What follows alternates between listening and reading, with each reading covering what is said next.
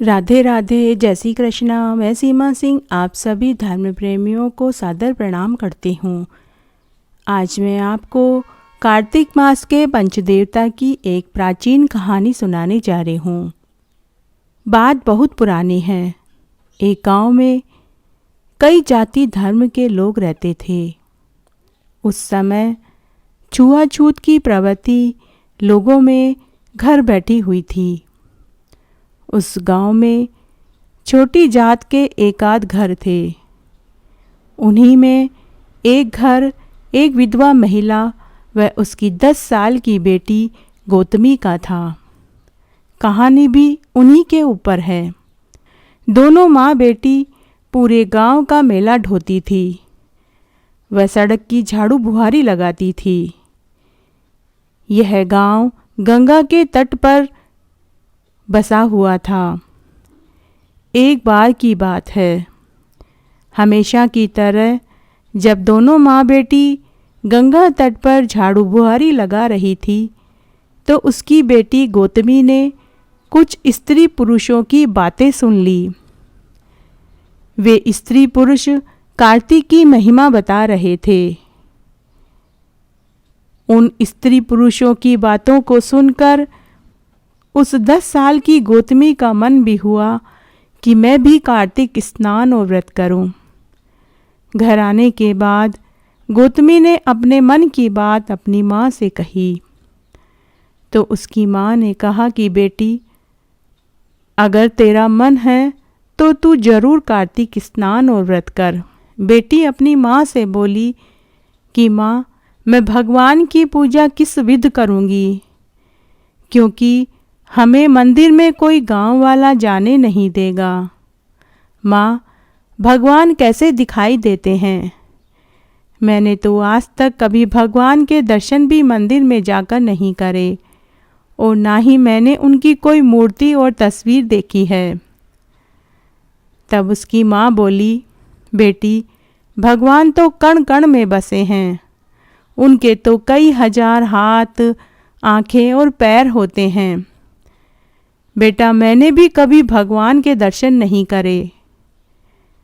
फिर गौतमी अपने माँ से बोली कि माँ, क्या तुम मुझे भगवान की मूर्ति, तस्वीर बाजार से खरीद कर ला दोगी? तब उसकी माँ बोली कि बेटी, भगवान की मूर्ति तो बहुत महंगी आती होगी। भगवान की मूर्ति खरीदना तो हमारे बस में नहीं है, परंतु मैं तुम्हें कागज के भगवान की तस्वीर बाजार से खरीद कर ला दूंगी। दूसरे दिन गौतमी अपनी माँ से बोली कि माँ, मैं तुम्हारी जगह झाड़ू बुहारी लगाने चली जाती हूँ। आप मेरे लिए बाजार से कागज के भगवान की तस्वीर लाकर दो। तब गौतमी झाड़ू बुहारा करने चली गई और उसकी माँ गांव में एक छोटा सा बाजार था। उस बाजार में भगवान की तस्वीर वाली दुकान के सामने जाकर खड़ी हो गई। उसे बड़ा डर और घबराहट हो रही थी कि वो कैसे दुकान में जाए, कहीं दुकान का मालिक उसे डांट डपट कर भगा न दे। वह दुकान के बाहर बहुत देर तक खड़ी रही। तभी दुकान के मालिक की नज़र गौतमी की माँ पर पड़ी। दुकान के मालिक को उसे देखकर बहुत गुस्सा आया। उसने अपने नौकर से कहा, अरे ओ शामू, उस महिला को भगा कर आ। अगर मेरे ग्राहकों ने उसे मेरी दुकान के आसपास खड़े देख लिया तो कोई मेरी दुकान से सामान नहीं खरीदेगा। नौकर ने मालिक की आज्ञा का पालन किया। वह गौतमी की माँ के पास आया और बोला कि चल भाग यहाँ से, मालिक ने तुझे यहाँ खड़ा रहने के लिए मना किया है। गौतमी की माँ गिड़गिड़ाते हुए नौकर से बोली, अरे भाई, मुझे भगवान की तस्वीर चाहिए।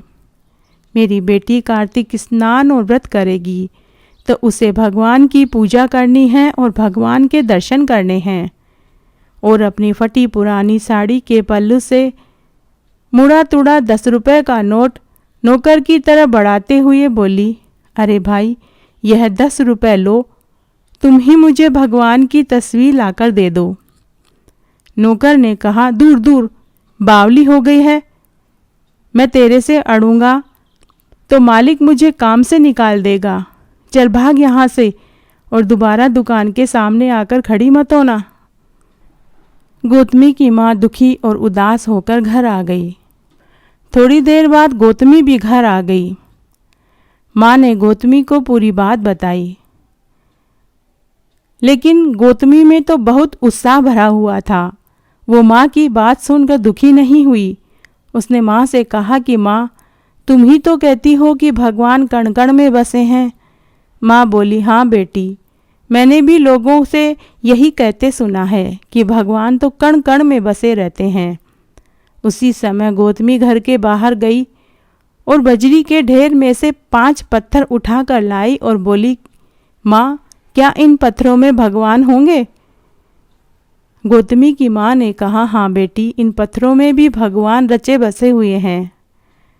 तब गौतमी माँ से बोली कि माँ, मैं पूरे कार्तिक मास में इन्हीं पत्थरों की पूजा करूँगी और व्रत करूँगी। मुझे भगवान जरूर दर्शन देंगे।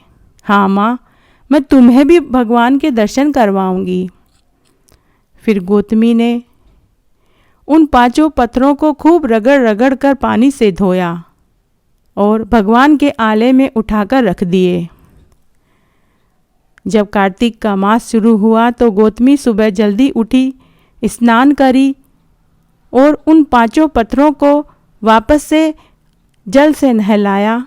उनके ऊपर रोली मोली चावल लगाए, पूजा करी, आरती करी।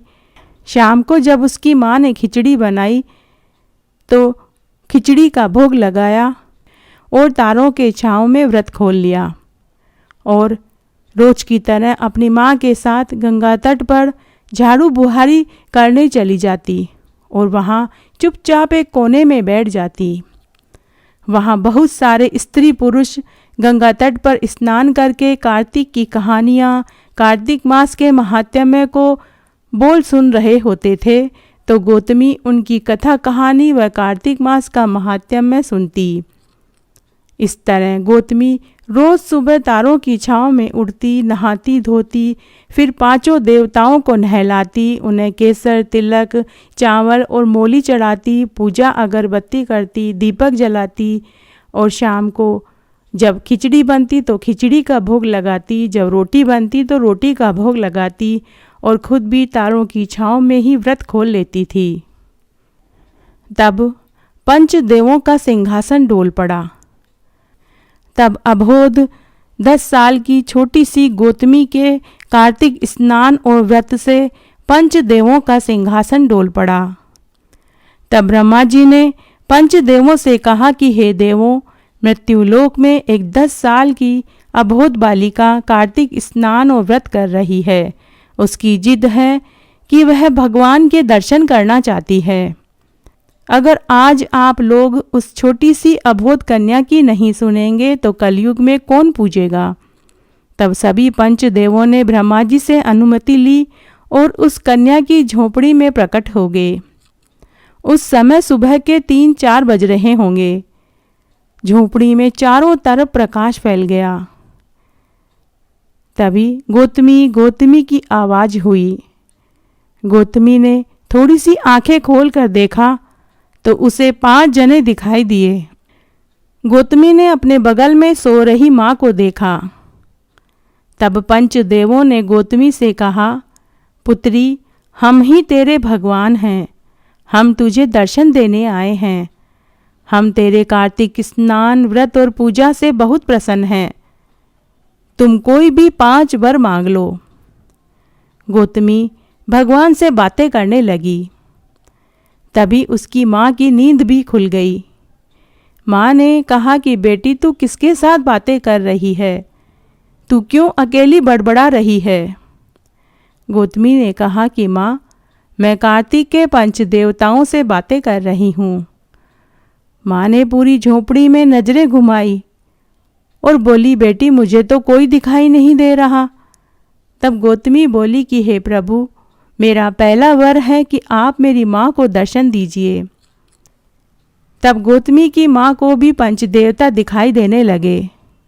माँ तो पागलों की भांति भगवान के चरणों में गिर पड़ी। फिर गौतमी बोली कि हे देव, मुझे एक भाई दीजिए। तभी सोने के पलने में एक सुंदर सा शिशु आ गया। कार्तिक के पंचदेवों ने कहा कि पुत्री, तुम 3 वर और मांगो। तब गौतमी बोली कि हे देव, हमें कोई मंदिर में जाने नहीं देता, इसलिए आप सदा सदा के लिए मेरे घर में विराजमान हो जाइए, ताकि रोज मैं आपके दर्शन कर सकूं और पूजा कर सकूं। तभी उसकी कुटिया एक सुंदर महल में बदल गई और महल के एक कोने में पंचदेवता विराजमान हो गए। चौथे वर में उसे खूब धन धान्य दिया और 5वें वर में उसे यह आशीर्वाद दिया, जब भी वह उन्हें याद करेगी तो वे उसके सामने प्रकट हो जाएंगे। और ऐसा वरदान देकर सभी पंचदेवता अंतर्ध्यान हो गए। सुबह पूरे गांव में आग की तरह खबर फैल गई कि गौतमी का घर एक बहुत सुंदर महल में बदल गया है, रातों रात खूब धन धान्य हो गया है। कुछ जलने भूलने वाले लोगों ने इसकी सूचना राजा तक पहुंचा दी। तब नगर के राजा ने अपने सैनिकों को भेजकर गौतमी और उसकी माँ और भाई को घर से धक्के मारकर निकलवा दिया और उनका महल नुमा घर धन धान्य हड़प लिया। उसी रात्रि को कार्तिक के पंचदेवों ने राजा को स्वप्न में दर्शन देकर कहा कि हे राजन, तुमने जिन्हें घर से बेदखल किया है उन्हें उनका घर धन धान्य लौटा दो, नहीं तो मैं तुम्हारा सारा सुख और वैभव नष्ट कर दूंगा। मैंने उन्हें ये सब वरदान कार्तिक मास के स्नान और व्रत के बदले में दिया है। दूसरे दिन राजा ने अपने स्वप्न वाली बात राज दरबार में राज ज्योतिष्य को सुनाई। तब राज ज्योतिष्य ने कहा कि हे राजन, आप उन्हें उनका घर धन धान्य वापस दे दीजिए। उन्हें उनको कार्तिक स्नान और व्रत के फल और सत के परिणाम से मिला है। तब राजा ने उन्हें सम्मान सहित उन्हें उनका सब कुछ लौटा दिया और साथ ही 500 स्वर्ण मुद्राएं भी दे दी और पूरी नगरी में ये ढिंडोरा पिटवा दिया कि सभी कार्तिक स्नान और व्रत करें। तो हे कार्तिक के पंच देवता, जैसे आपने उस गौतमी की सुनी, जैसे आपने उनको दर्शन दिया, वैसे सबको देना, कहानी कहने वाले को, सुनने वाले को और हुक्कारा भरने वाले को। घटती हो तो पूरी हो तो परवान चढ़े, भूले बिसरे नाम तेरे भंडार में भरें। मेरे साथ बने रहने के लिए आपका धन्यवाद। आगे की कथा कहानी के लिए भी आप इसी तरह मेरे साथ बने रहें। धन्यवाद।